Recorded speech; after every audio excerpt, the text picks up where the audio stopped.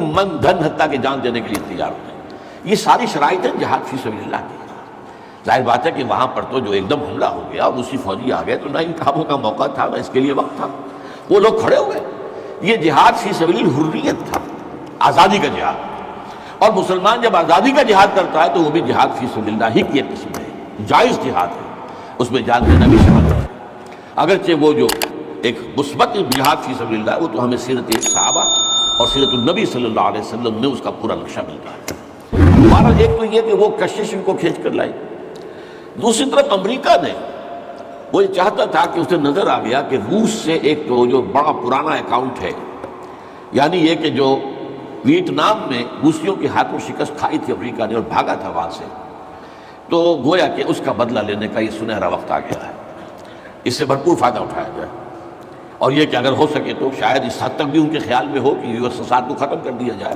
میرے خیال میں ایسا نہیں تھا. وہ یہ نہیں سمجھتے تھے کہ یو ایس ایس آر ختم ہو جائے گا، لیکن یہ کہ بہت کمزور ہو جائے گا اور یہ کہ اس کی بلیڈنگ ہو جائے گی. اس کے لیے اس نے اس جہاد کا غلغلہ دوسروں سے بڑھ کر، مسلمانوں سے بڑھ کر جو ہے دنیا میں بلند کیا اور ان جہادی لیڈروں کا کردار بنایا پوری دنیا میں، ان کی شخصیت کی امیجز بنا. ہاں، افغانستان میں طالب علموں کو طالبان کہہ دیا جاتا تھا. اس پہلو سے تو وہ موجود تھے، لیکن طالبان ایک سیاسی یا عسکری قوت کی حیثیت سے کیسے منظر پر آئے، اس کے لیے ذرا سرسری صاحب کو جائزہ لینا ہوگا افغانستان کی تاریخ کے پچھلے 30-35 سال. افغانستان میں آپ کو معلوم ہے کئی سو سال سے ایک بادشاہی نظام چل رہا تھا اور اکثر و بیشتر بڑا اطمینان کے ساتھ چل رہا تھا، امن کے ساتھ چل رہا تھا. اگرچہ افغانستان کے جو دیہی علاقے تھے ان میں رہنے والوں کی جو اکثریت، عظیم اکثریت ہے، وہ بڑی شدید مذہبی انداز کی تھی. نماز، روزہ اور اس پردہ، حجاب یہ ان کے کلچر میں شامل ہے. یوں سمجھیے کہ یہ مذہب ہونے کا پہلو بعد میں آتا ہے، ان کے کلچر کا جز ہے. لیکن یہ ہے کہ جو بڑے شہر تھے، خاص طور پر کابل، وہ پوری طرح ویسٹرنائز ہو چکا تھا بادشاہ کے نام کے تحت. جب شاہ ظاہر شاہ آئے تھے ایک دفعہ پاکستان، ان کے ساتھ ان کی بیگم بھی تھی بلکہ، اور وہ سکرٹ پہنے ہوئے تھے، ٹانگیں ان کی ننگی تھی. تو لوگ بڑے حیران ہوئے تھے، افغانستان، افغان بادشاہ کی بیگم جو ہے افغان بلکہ اس لباس میں. لیکن واقعہ یہی ہے کہ کابل جو ہے پورے طور پر ویسٹرنائز تھا. اکثر و بیشتر وہاں بھی جو لوگ نچلے طبقات میں تھے ان کے اندر ظاہر بات ہے کہ مذہب کا وہ جو کلچر ہے ان کا وہ موجود تھا. اس کیفیت میں ایک سڈن چینج آئی جب سردار داؤد خان نے تختہ الٹا ظاہر شاہ کا، اور ان کی لیننگز جو ہیں، رجحان جو ہیں وہ روس کی طرف زیادہ تھے. لیکن یہ کہ وہ کوئی خالص نظریاتی کمیونسٹ نہیں تھے. اس کے بعد آپ کو یاد ہوگا یکے بعد دیگرے کئی قتل ہوئے. سردار داؤد کو کسی نے قتل کیا، پھر اس کو کسی اور نے قتل کیا، پھر کسی اور نے قتل کیا. اور اس کے بعد آخر میں کیا ہوا کہ روسی فوجیں اور کرمل جو تھا اس کے ساتھ روسی فوجیں آ گئی. تو یہ جو ایک تبدیلی ہوئی ہے اس کے خلاف جو ہے اسلامی قوتوں کی طرف سے ریزنٹمنٹ آئی. اس لیے کہ اگرچہ ان تبدیلیوں کے دوران کمیونزم جو ہے وہ کم سے کم جو شہری علاقے تھے افغانستان کے، اس میں مضبوط قدم جما چکا تھا. پارٹیاں دو تھیں، پرچم اور خلق، لیکن ان دونوں کے درمیان فرق وہی تھا جو رشین ریولیوشن میں مولشوکس اور بولشوکس کا تھا. پارٹیاں دو لیکن نظریہ ایک. کمیونزم ایک، قیادتیں دو جدا، دو پارٹیاں. اسی طریقے سے ان کی پارٹیاں دو تھیں، آپس میں ان کا جو ہے پاور سٹرگل بھی جاری تھی، لیکن کمیونزم کے اوپر وہ بالکل جو ہے پورے متفق تھے.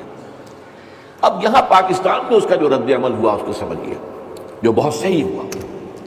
ابھی جب کہ وہ ریزسٹنس شروع ہوئی تھی اور روسی فوجیں نہیں آئی تھیں، ابھی گویا کہ ایک لوکل فنومینا تھا، گویا کہ سب کچھ جو ہے وہ افغانستان کے اندر جس کو میلٹنگ پاٹ کہتے ہیں اسی کے اندر تھا. تو اس وقت بھی ظاہر بات ہے کہ کمیونزم کے خلاف مسلمانوں کے اندر اور مذہبی مزاج کے لوگوں کے اندر ایک رد عمل شروع ہوا، ریزسٹنس شروع ہوا. اور ان میں خاص طور پر کالجوں اور یونیورسٹیوں کے طلبہ کا حصہ بہت زیادہ تھا. یہ لوگ جو ہیں یا تو جماعت اسلامی کے زیر اثر تھے اور یا زیادہ تر آج اخوان المسلمون کے زیر اثر تھے. انہی کے لیڈروں میں حکمت یار تھے، گلبدین حکمت یار، انہی میں احمد شاہ مسعود، اور ان دونوں کی بڑی گہری دوستی تھی، بہت گہرے ایک دوسرے کے ساتھ یہ گویا کہ کامریڈز تھے اور ساتھی تھے. پھر استاد ربانی، عبدالرسول سیاف، اس قسم کے لوگ، ان لوگوں نے جو ریزسٹنس موومنٹ شروع کی تو یہاں بھٹو صاحب نے اس وقت بالکل صحیح قدم اٹھایا. ان میں سے بعض لوگوں کو دعوت دی، وہ آئے دارالحکومت میں، بھٹو صاحب کے مہمان رہے، ان کی پیٹھ تھپ کی کہ ٹھیک ہے کرو کوشش، اور یقیناً کچھ نہ کچھ جو ہے انہیں مدد بھی دی ہوگی. لیکن یہ کہ اس کے بارے میں مجھے معلوم کچھ نہیں ہے. اندازہ ہے کہ جب بلایا ہے، پیٹھ تھپکی ہے، اس لیے کہ ظاہر بات ہے ان کو معلوم تھا یہ کہ اگر جو ہے یہاں پر کمیونزم آ گیا اور خاص طور پر روس اگر قابض ہو گیا تو پھر اس کا اگلا قدم پاکستان ہے. گویا کہ وہ جو صدیوں پرانا خواب ہے روسیوں کا، وہ زار کے زمانے کا خواب ہے کہ سائبیرین ریچ جو ہے وہ بہت ہی چاہتا تھا کہ کسی طریقے سے یہ افغانستان اور پاکستان کو رونتے ہوئے اور وہ جو ہے بحیرہ عرب، عربین سی اور بحر ہند، انڈین اوشن کے گرم پانیوں تک پہنچ جائے. لہذا افغانستان میں قدم جم گئے تو ظاہر بات ہے کہ اس کے بعد اگلا ہدف جو ہے وہ پاکستان ہو. تو یہ صورتحال تھی کہ جس میں بھٹو صاحب نے جو قدم اٹھایا وہ بالکل صحیح تھا. بعد میں جب روسی فوجیں آ گئیں، اب ایک ریزسٹنس شروع ہوئی زبردست. ان میں سب سے پہلی ریزسٹنس جو ہے وہ در حقیقت جو جہاد شروع ہوا ہے وہ جہاد فی سبیل الحریت تھا. اس کی بنیاد مذہبی نہیں تھی بلکہ آزادی. اس لیے کہ افغان قوم جو ہے وہ غلام رہنے کی عادی نہیں ہے، اس کے لیے ذہناً تیار نہیں، جذباتی طور پر تیار نہیں. پوری تاریخ کی حقیقت ہے یہ. چنانچہ اسی زمانے میں جب روس کے خلاف جنگ جاری تھی اور جہاد ہو رہا تھا افغانستان میں، تو مارگریٹ تھیچر ایک دفعہ آئی تھی پاکستان کے دورے پر، اور وہ طورخم پر جا کر انہوں نے خطاب کیا تھا کچھ لوگوں سے، جس میں بڑے تاریخی جملے مجھے آج تک یاد ہیں. We learned our lesson and the Russians will also soon learn their lesson. Afghanistan کے بارے میں ہم نے سبق سیکھ لیا تھا. ہم نے بار بار فوج کشی کی اور فتح کیا لیکن اپنا قبضہ برقرار نہیں رکھ سکے. اسی طریقے سے بالفرض اگر روس نے قبضہ کر بھی لیا تو وہ یہاں رہ نہیں سکے گا.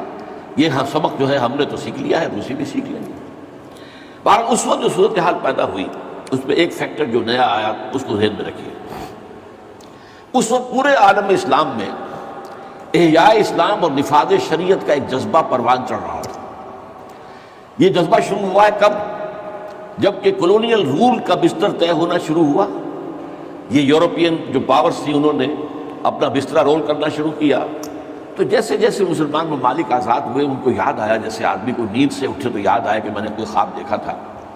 یاد آیا کہ ہمارا بھی تو ایک نظام ہوتا تھا، یہ انگریزوں کے آنے سے پہلے یا فلندیزیوں کے آنے سے پہلے یا فرانسیسیوں کے آنے سے پہلے یا اطالویوں کے آنے سے پہلے یا اسپینیئرز کے آنے سے پہلے یہ آخر ہمارا ایک نظام تھا.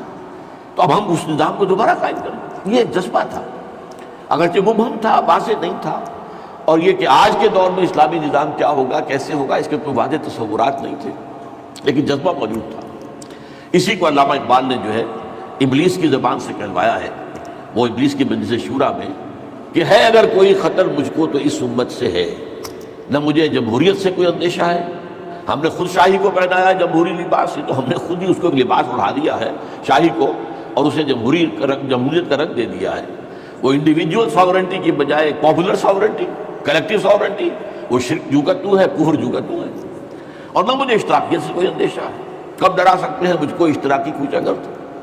ہاں ہے اگر کوئی خطر مجھ کو تو اس امت سے ہے جس کی خاکستر میں ہے اب تک شرار آرزو. یہ جو جذبہ تھا اور یہ جو تڑپ تھی، یہ اگرچہ پورے عالم اسلام میں تھی لیکن کہیں بھی اس کی کوئی کامیابی کی صورت نظر نہیں آ رہی تھی. جذبہ موجود. اس وقت ایسا ہوا کہ جہاد افغانستان کو ایک تو اس جذبے نے سپورٹ کیا اور یہ جذبہ کھنچ کر آیا کہ شاید ہاں افغانستان کے اندر اب یہ کام عملاً ہو جائے گا. اس لیے پوری دنیا سے لوگ آئے، والنٹیئرز آئے، انہوں نے جانے کی، انہوں نے وہاں پر محنتیں کی. اپنے کوئی انڈونیشیا سے چلا آ رہا ہے، کوئی برما سے چلا آ رہا ہے، کوئی فلسطین سے چلا آ رہا ہے، کوئی فلپائن سے چلا آ رہا ہے، کوئی تھائی لینڈ سے چلا آ رہا ہے، کوئی سعودی عرب سے چلا آ رہا ہے، کوئی مصر سے چلا آ رہا ہے، کوئی لیبیا سے چلا آ رہا ہے، کوئی چچنیا سے چلا آ رہا ہے. یہ سارے لوگ آئے وہاں. اس لیے کہ جذبہ یہ کہا گیا کہ یہ جہاد فی سبیل اللہ ہے. میں واضح کر چکا ہوں کہ میرے نزدیک وہ جہاد فی سبیل اللہ نہیں تھا.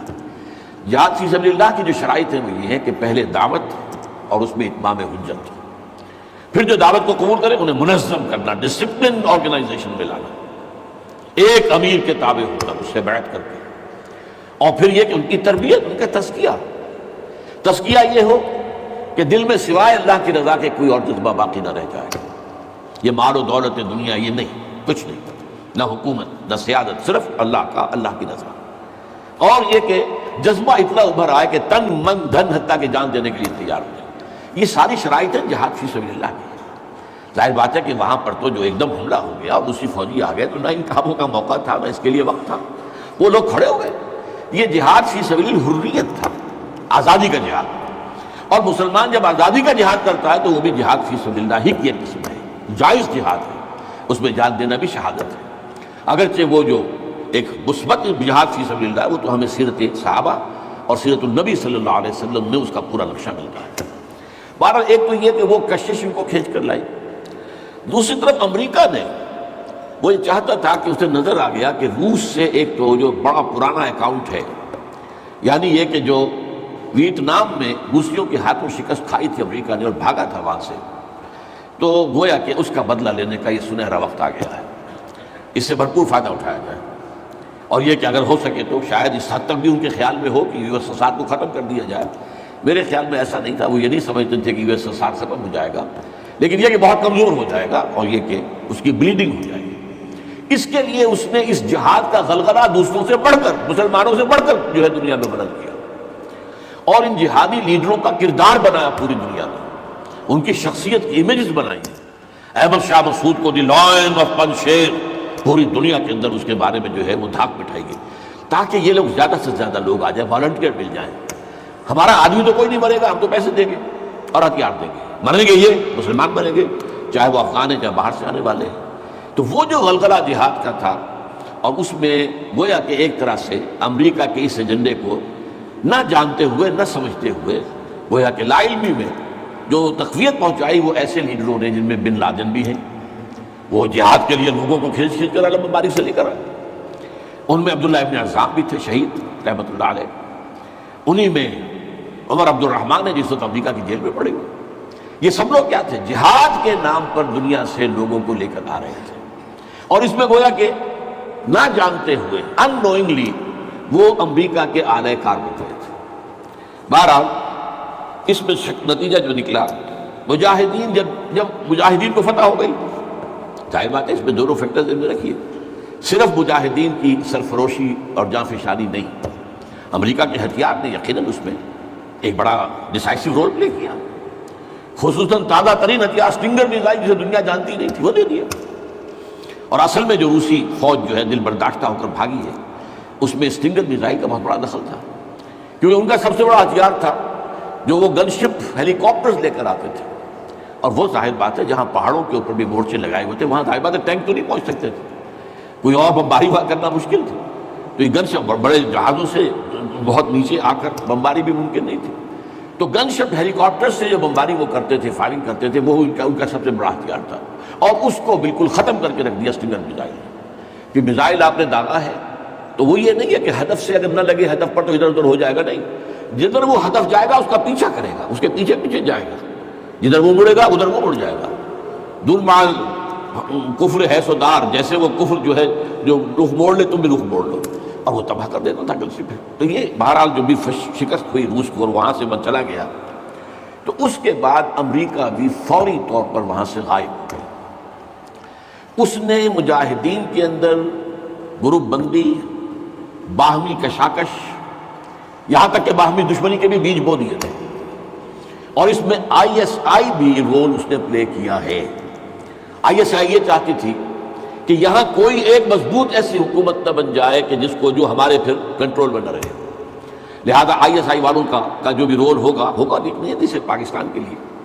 لیکن یہ مجھ سے ایک مجاہدین لیڈر میں سے ایک صاحب نے خود کہا کہ ہمیں لڑوایا آئی ایس آئی نے. میں نہیں کہہ سکتا کتنی اس پہ درستی ہے اور کتنی غلطی ہے، لیکن امریکہ نے یہ کیا کہ لڑا کر ان کو بجائے اس کے کہ کوئی حکومت وہاں قائم کرواتا اور آرام کے ساتھ وہاں سے رخصت ہوتا، اس حکومت کو مستحکم کر کے، جیسے کہ وہ اپنا سر توڑ زور لگا رہا ہے عراق کے اندر کہ یہاں کوئی حکومت جو ہے وہ قائم ہو جائے، مستحکم ہو جائے، پھر یہاں سے ہم رفتہ رفتہ نکلے. وہ فرق پا گیا آپس میں، وہ جو ہے دشمنی کے بیج بو کر. نتیجہ کیا نکلا؟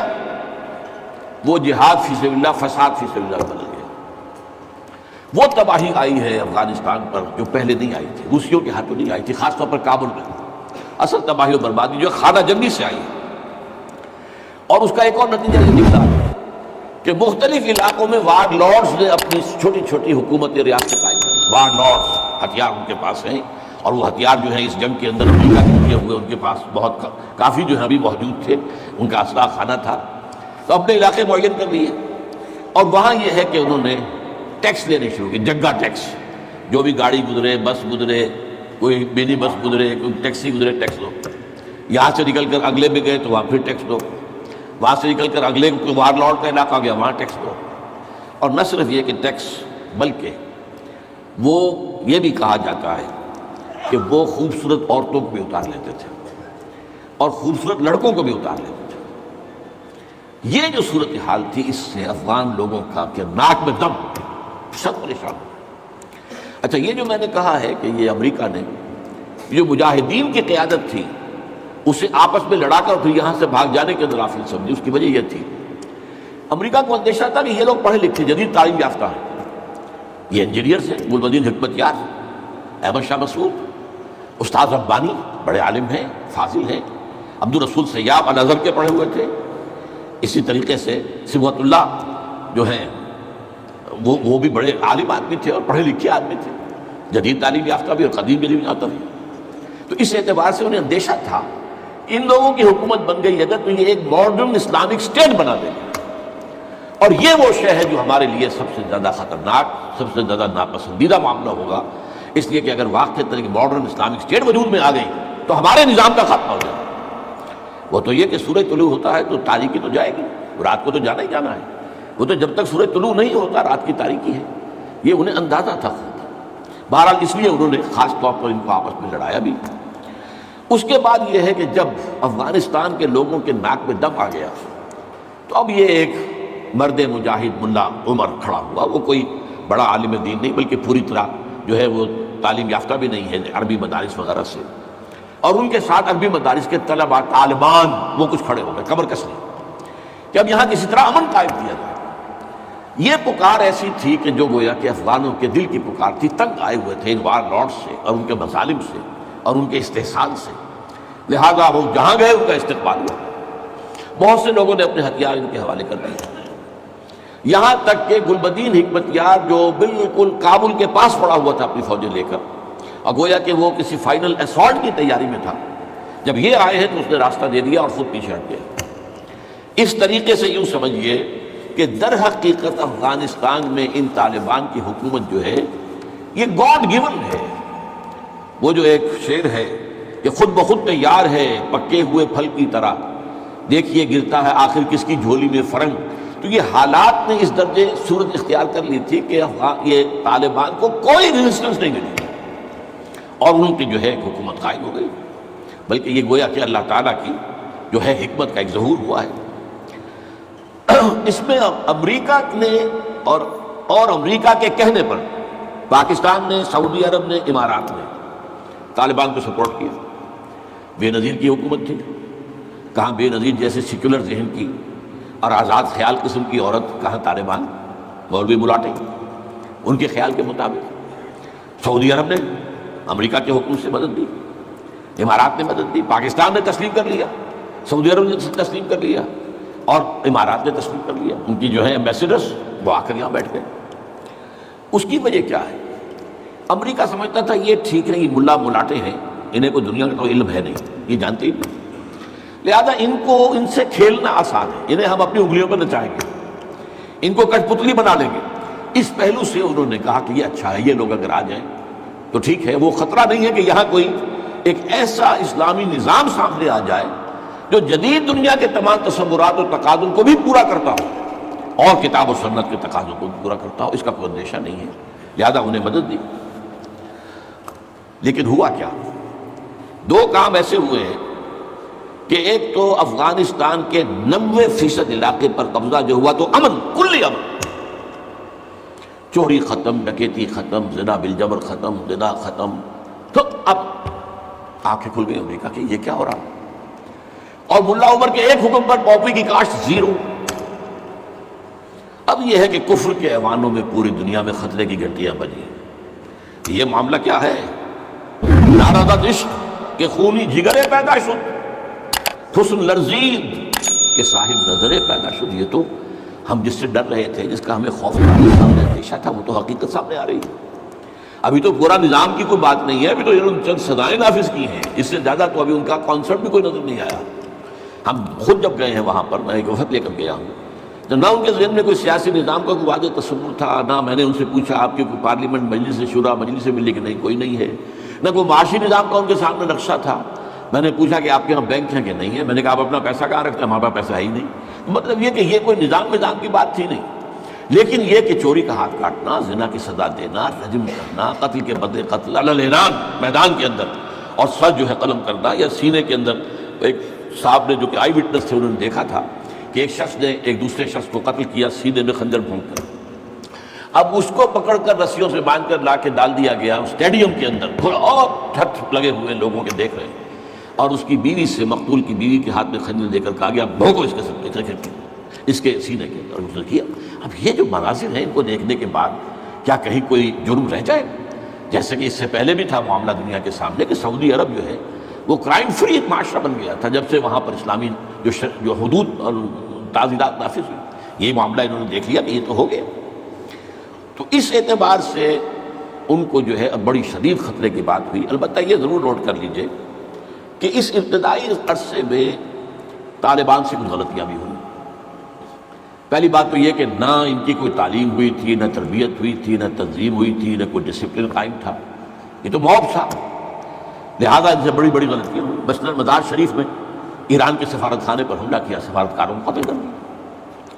پھر یہ کہ ان کے اندر مذہبی شدت پسندی بہت تھی، کٹر حنفیت، اور اس کے اندر کچھ نہ کچھ تشدد کا ایلیمنٹ بھی۔ ظاہر بات ہے ان عام لوگوں کے، ان پڑھ لوگ، اب ان کے ذہن میں جو چیزیں تھیں، داڑھی جو ہے سنت موقدہ ہے، نہیں رکھتا اس کو سزا دو، اور حجام جو ہے اس کا سر قلم کر دو اگر وہ شیونگ کرتا ہے۔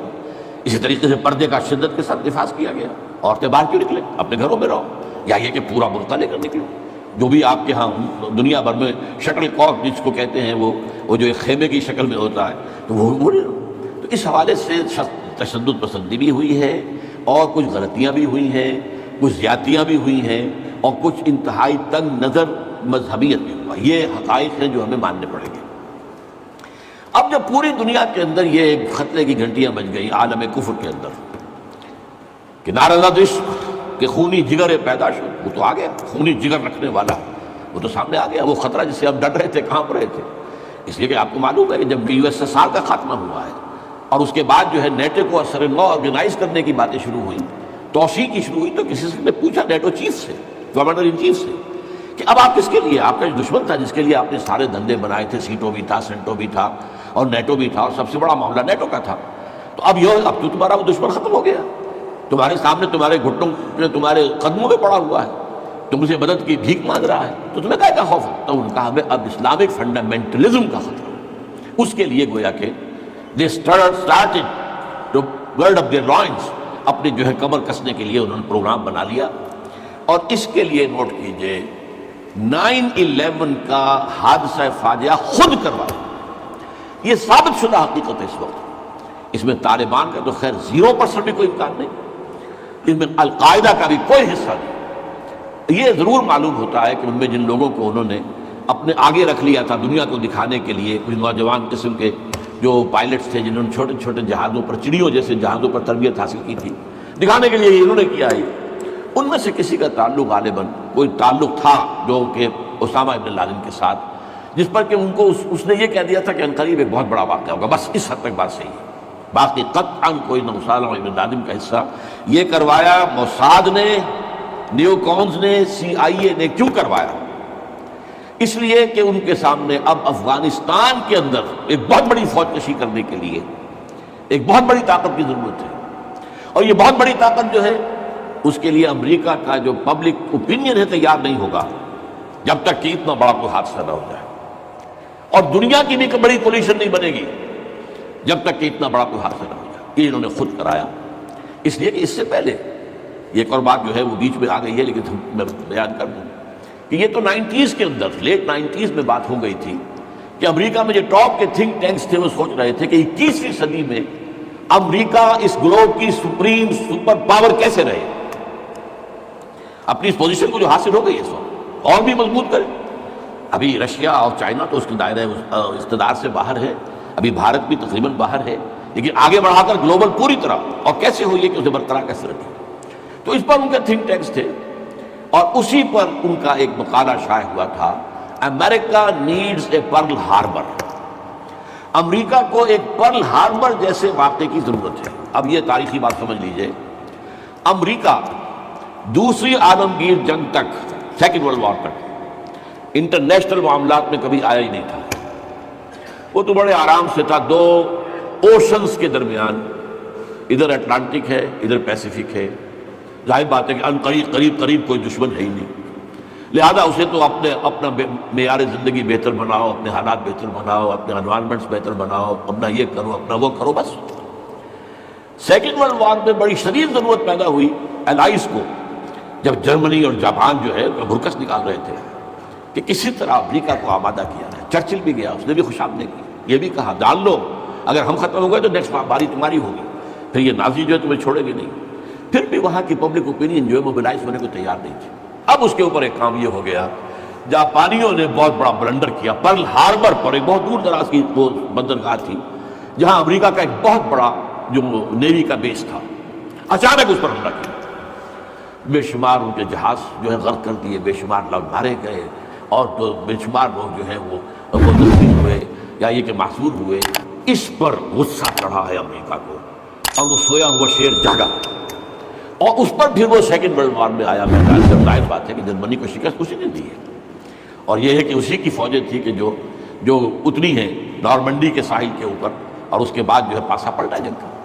تو اس اعتبار سے یہ خیال کیا گیا کہ کوئی نہ کوئی پرل ہاربر جیسا حادثہ اگر نہیں ہوگا تو امریکن پبلک اوپینین نہیں کھڑی ہوگی, نہ وہ خرچ جو ہے وہ اس کے لیے منظوری دینے کو تیار ہوں گے. آخر billions and billions and billions کا معاملہ ہوتا ہے, یہ کوئی ملینز کا نہیں ہوتا. لہذا اس کے لیے ظاہر بات ہے کہ وہ کانگریس اور سینیٹ اور یہ سب جو ہے یہ اگر اس کے لیے منظوری دے تبھی تو ہوگا. تو امریکہ نیڈ سے پرل ہاربر, یہ بات ذہن میں رکھیے. اس لیے انہوں نے خود وہ پرل ہاربر امریکہ میں کرایا, اور اس میں پھر پوری دنیا میں دہشت گردی کا خطرہ اور دہشت کا خوف, اور سب سے بڑھ کر امریکہ میں جو سیکیورٹی میجرز لیے گئے ہیں امریکہ میں, ان کا آپ تصور نہیں کرتے. بلینز اور بلینز آف ڈالرز جو ایک شخص کی طرح لی جا رہی ہے. فون ٹیپ کرنے کی اجازت دے دی گئی, جو امریکہ میں نہیں تھا. وہاں جو پرسنل آزادیاں تھیں, انفرادی آزادیاں, ان کا بڑا چرچا تھا, وہ تو ان کا بڑا چیمپئن تھا. لیکن یہ کہ سارا جو ہے ان کی پرائیویسی کا بھی بیڑا غرق, ان کا یہ سب کچھ, ان کے اوپر پابندیاں, اور جو کچھ بھی باہر سے آنے والے ہیں ان کا جس طریقے سے وہ اپنے ایئرپورٹس کے اوپر جو ہے تقریباً نیم برہنہ کر کے ان کی جو ہے تلاشی لینا, یہ سارا. اور اس پر جو انہوں نے اپنے پورا نظام بنایا انٹیلیجنس کا اور معلومات پہنچانے کا, اس کے اوپر ان کا بے شمار خرچ ہوا.